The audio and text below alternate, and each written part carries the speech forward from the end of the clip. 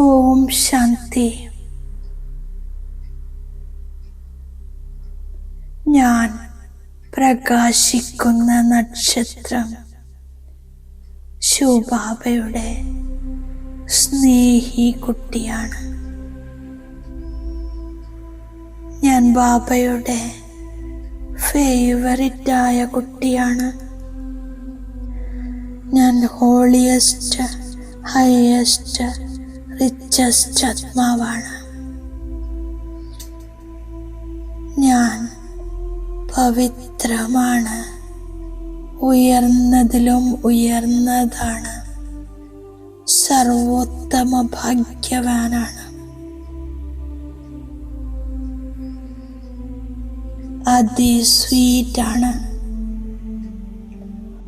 മുഴുവൻ വിശ്വത്തിലെ ആത്മാക്കളുടെ ഇടയിൽ ഹോളിയസ്റ്റാണ്. പ്രകൃതി ജീത്തായി പവിത്രതയുടെ ശക്തിയിലൂടെ പ്രകൃതിയെയും സത്വപ്രധാനമാക്കുന്ന ഞാൻ ഹോളിയസ്റ്റ് ആത്മാവാണ്. എൻ്റെ പവിത്രതയുടെ ശക്തി വിശ്വത്തിലെ സർവ ജഡ ചൈതന്യത്തെയും പവിത്രമാക്കുന്നു. അതിനാൽ എനിക്ക് സത്യയുഗത്തിലെയും പവിത്ര ശരീരം പ്രാപ്തമാക്കുന്നു. ഞാൻ ആത്മാവും പവിത്രമാണ്, ശരീരവും പവിത്രമാണ്, പ്രകൃതിയുടെ സാധനങ്ങളും പവിത്രമാണ്. അതിനാൽ ഞാൻ വിശ്വത്തിൽ ഹോളിയസ്റ്റ് ആത്മാവാണ്. ഉയർന്നതിലും ഉയർന്ന ഭഗവാനെ തിരിച്ചറിഞ്ഞു. ഭഗവാൻ എന്നെ ഉയർന്നതിലും ഉയർന്ന ആത്മാവാക്കി. ഞാൻ എത്ര ഉയർന്നതാണ്! ഞാൻ സർവരിലും ശ്രേഷ്ഠാത്മാവാണ്. നിരന്തരം ശ്രേഷ്ഠ സ്മൃതി സ്വരൂപ, ശ്രേഷ്ഠ വൃത്തി, ശ്രേഷ്ഠ ദൃഷ്ടി, ആത്മിക ദൃഷ്ടി, കല്യാണ ഭാവന, പ്രഭു പരിവാരത്തിൻ്റെ ഭാവം. ഞാൻ ഹയസ്റ്റ് ആത്മാവാണ്.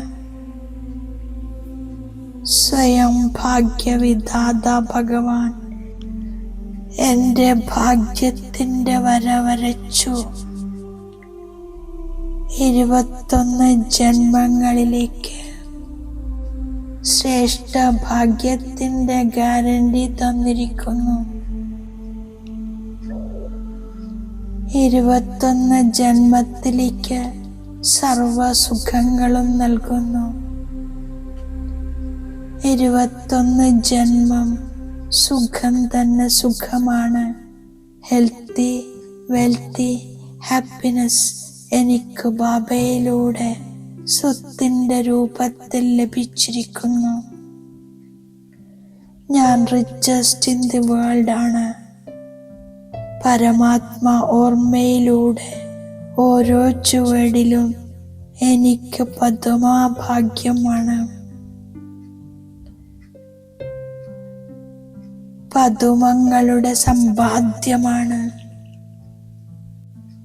എൻ്റെ മസ്തകത്തിൽ ഭാഗ്യനക്ഷത്രം തിളങ്ങുന്നു.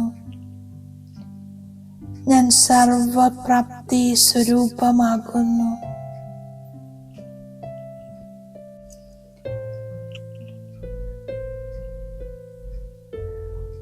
ഈ പ്രഭു മിലനം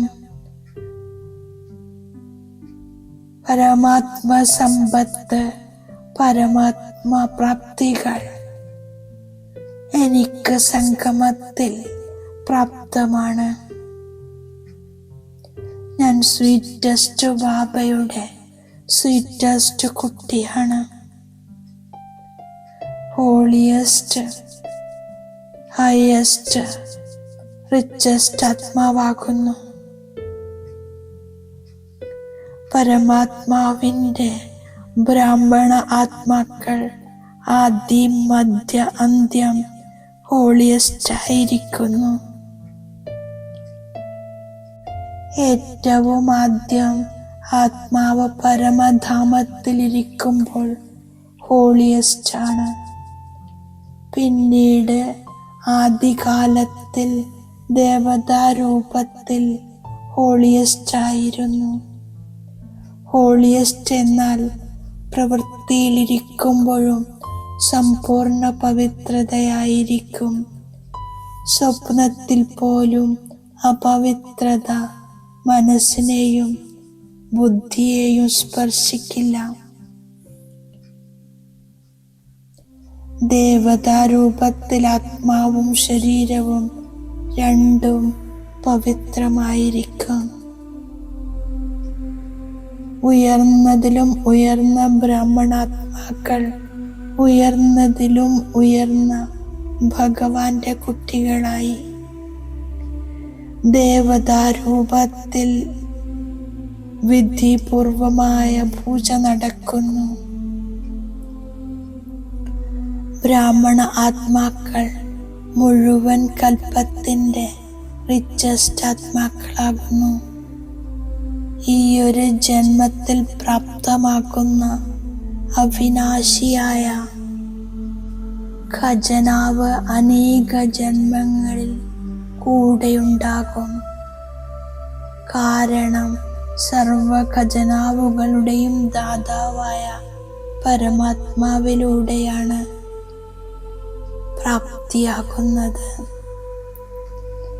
ഓർമ്മയുടെ ശക്തിയിലൂടെ ഖജനാവ് ശേഖരിക്കുന്നു.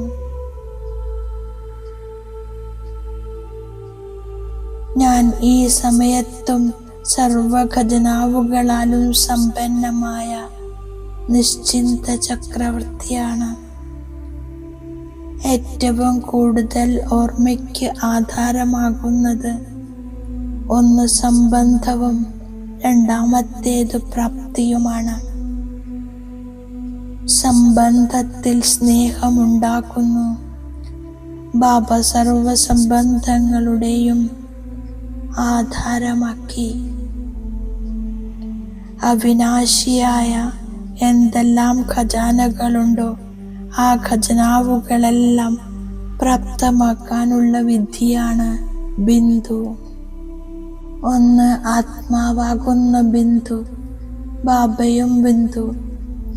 ഡ്രാമയിൽ എന്തെല്ലാം കഴിഞ്ഞു പോയോ അതിന് ഫുൾ സ്റ്റോപ്പ്, അതായത് ബിന്ദു. വിശേഷമായും 3 സംബന്ധങ്ങളുടെ അധികാരം പ്രാപ്തമാക്കുന്നു. പരമാത്മാവിനെ അച്ഛനായി ശിക്ഷകനും സദ്ഗുരുവുമാക്കി. ഇതിലൂടെ പാലനയും വരുമാനവും വരദാനവും കിട്ടുന്നു. ബാബയുടെ വരദാനം എൻ്റെ ജന്മസിദ്ധ അധികാരമാണ്.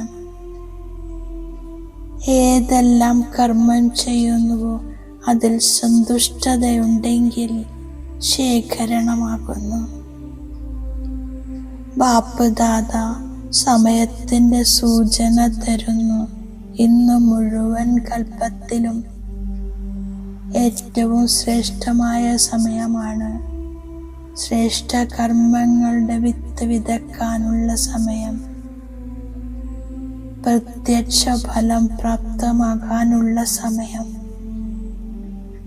ഞാനെന്ന ശബ്ദം പറയുമ്പോൾ ഇതോർമ്മിക്കുന്നു, ഞാൻ ആത്മാവാണ്. പരമാത്മാ പാലനയുടെ ഉള്ളിലിരിക്കുന്നു. എന്റേത് എന്ന വാക്ക് പറയുമ്പോൾ എൻ്റെ ബാബ, അതായത് പരമാത്മാവ്, അപ്പോൾ ഓർമ്മ സഹജമായി മാറുന്നു. ബാപ്പ് ദാദ ഓരോ കുട്ടിയെയും സമാനത്തിന്റെ സീറ്റിലിരുത്തിയിരിക്കുന്നു. സമാനത്തിൽ സ്ഥിതി ചെയ്താൽ ദേഹാഭിമാനം വരില്ല. സമാനം എന്നാൽ ആത്മാവിന്റെ ശ്രേഷ്ഠ സ്ഥിതിയുടെ സ്ഥാനം. സമാനത്തിൽ സ്ഥിതി ചെയ്ത് ഞാൻ സന്തുഷ്ടമായിരിക്കുന്നു. ബാബ അവിനാശിയായ സന്തോഷത്തിന്റെ ഖജനാവ് നൽകിയിരിക്കുന്നു. ബാപ്ദാദയുടെ ഹൃദയ സിംഹാസനം എൻ്റെ അധികാരമാണ്. ഹൃദയ സിംഹാസനസ്ഥനായാൽ സമസ്യകൾ കളിപ്പാട്ടമാകുന്നു. ബാപ്ദാദ പറയുന്നു, ഇപ്പോൾ നടക്കേണ്ട സമയമല്ല, പറക്കുന്ന സമയമാണ്. ഉന്മേഷത്തിന്റെ, ഉത്സാഹത്തിന്റെ, ധൈര്യത്തിന്റെ ചിറകുകൾ ഓരോരുത്തരിലുമുണ്ട്. ബാബ പറയുന്നു, മനസ്സിന്റെ ശക്തിയിലൂടെ ആത്മീയ വൃത്തിയുണ്ടാക്കൂ, വായുമണ്ഡലം തയ്യാറാക്കൂ. സ്വയം തൻ്റെ മേലെ ദയ കാണിക്കുന്നു, അന്യാത്മാക്കളുടെ മേലെയും ദയ കാണിക്കുന്നു. ബാപ്ദാദ സദാ ഏകാഗ്രതയുടെ ഡ്രിൽ ചെയ്യിപ്പിക്കുന്നു. ഒരു സെക്കൻഡിൽ മനസ്സിന്റെ അധികാരിയായി എൻ്റെ ബാബയാണ് എൻ്റെ ലോകം. രണ്ടാമത് വേറെ ആരുമില്ല. ഈ ഏകാഗ്രതയുടെ സ്ഥിതിയിൽ സ്ഥിതി ചെയ്യുന്നു. ബാപ്ദാദ വരദാനം നൽകുന്നു. സീറ്റ് സൈലൻസിന്റെ ലവ്ലീന സ്ഥിതിയിലൂടെ നഷ്ടമോഹ സമർത്ഥ സ്വരൂപമായി ഭവിക്കൂ.